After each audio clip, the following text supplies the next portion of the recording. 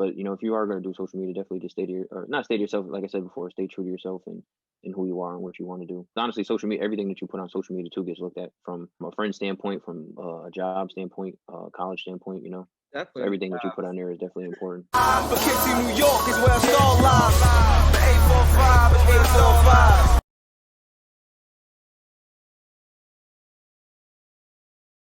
Hey guys, welcome back to Poughkeepsie Middle High School of the Week. Here with me, I have William Mayo, better known as Trey Mayo.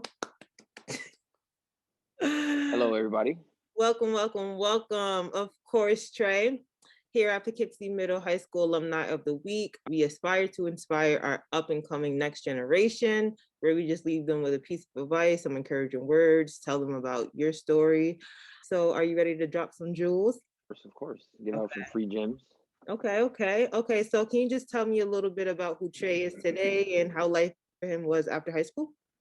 Trey today is a 26-year-old, young businessman who started his own media company. I would say after high school and even after middle school, I wouldn't say lost, but I didn't really have a plan, even going into high school. Kind of knew or kind of had an idea of what I wanted to do post high school as far as like further education and what I wanted to study.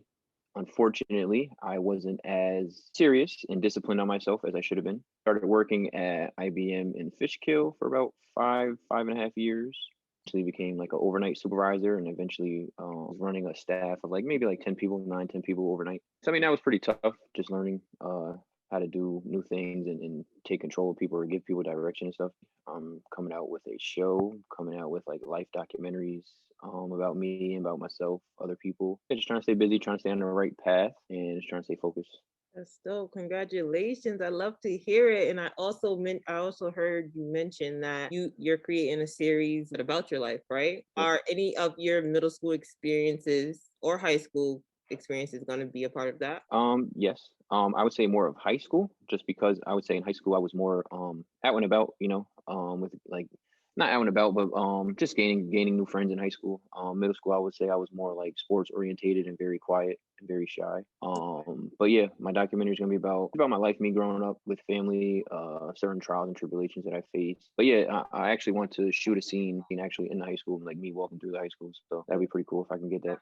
That would be a cool opportunity for you to do that. When you said trials and tribulations, can you tell me about a time during middle school and both high school that you experienced trials and tribulations and a way that you overcame them? In middle school, I want to say I lost my grandmother, who I actually lived with at the time, and I actually still live with my grandfather. I mean, that was pretty tough for me, and I think that was like seventh grade. And then come eighth grade, my dad transferred me out of Poughkeepsie. I moved to Beacon for like 2 quarters, and I was doing terrible. Mainly because I didn't want to be there. I didn't want to be in like the house and stuff like that. Like I wasn't comfortable. And he transferred me back to Poughkeepsie for the third and fourth quarter. I was in danger of not going to the moving up ceremony. But eventually, like I said, third and fourth quarter, I got my stuff together. And eventually graduated from eighth grade on time, and actually surprised my dad because he told me out his mouth that he didn't think I was going to do it. So and look, you proved them wrong, and I'm proud of you. So always. with you mentioning that you were in danger of failing, what were some ways that you overcame that? The way my dad had a conversation with me, he expressed, that he didn't think I was going to do it. And that kind of, didn't rub me the right way. I didn't really like the sound of that. Nobody likes being told, you can't do something, especially when you know you can do something. Especially when I told him, like I said, I didn't really want to be in Beacon. So it's like, I'm not blaming him for it, obviously. But yeah, but I also think that, my aunt was a big help in getting me back on track, keeping me focused, keeping me on the straight path, because she definitely taught me a lot of things growing up. And, she's a social worker. So I think that kind of helps her too. With you having that extra support from your aunt, you love aunties. However, how would Trey also define influence? Trey would define it as, I would say, something or someone that you would look up to or look for like advice. I think that who you look for or what you look at for influence is definitely important in your life, and like not necessarily your path, but just giving you direction on putting the next foot forward on whether you're gonna step outside the box or continue doing what you're doing. Outside of family, do you feel like you had that like with administration or friends within Poughkeepsie Middle School or high school? Like Mr. Party, he was real and forceful on getting us to class and not staying in the hallways and stuff like that. and I didn't really pay attention to it at the time, but it definitely helped me and made me realize that there are people out there that actually care about you more than just you being a number, you being just a regular old student. Right.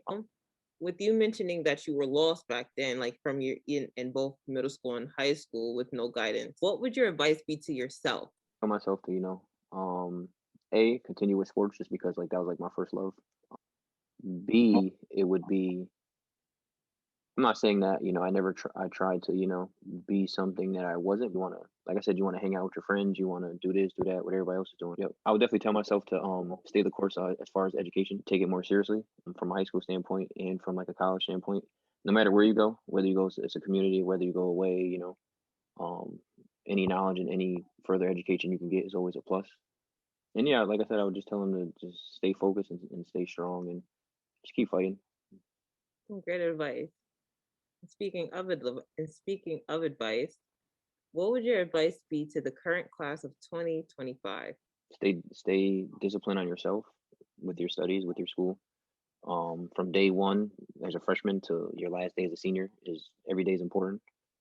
And definitely just stay to yourself as far as your friends, your family, and definitely just be honest with yourself, with who you are and what you're trying to do and what you want to do in life. I like that. Be honest with yourself and who you are and what you're trying to do with your life. Because like you said, it's just easy to get caught up and like mixed up in everything that you lose sight of that person. We don't want to do from that. like friends that like social media and stuff like that too. Right. Social media definitely plays a big part.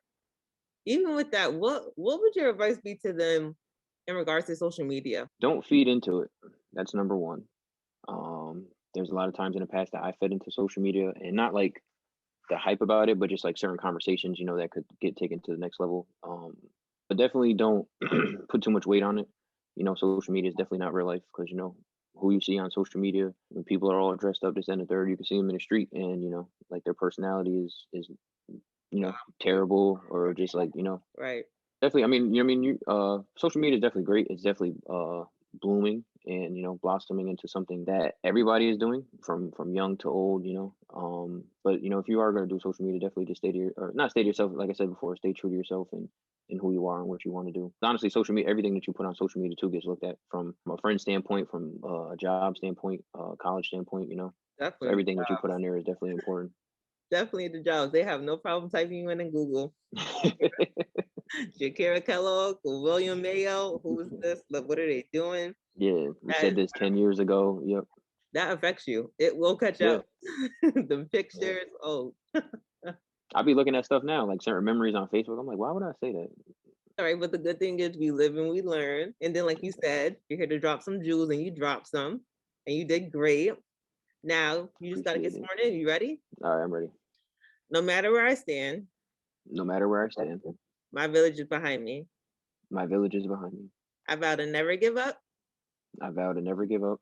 And be the best pioneer I can be. And be the best pioneer I can be. Yeah.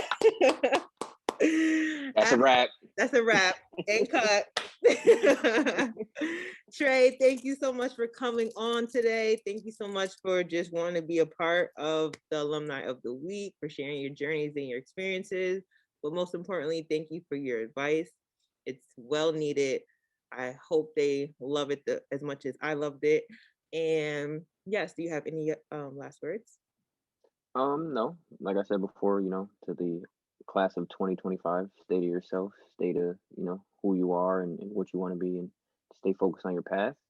And thank you for having me. It's an honor. I appreciate the opportunity. Hey, I love it here. All right, guys, see you later.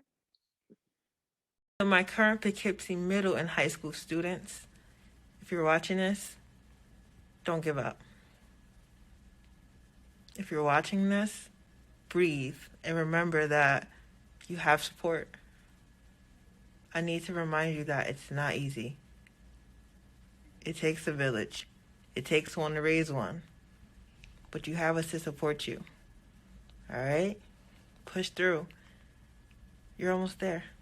805.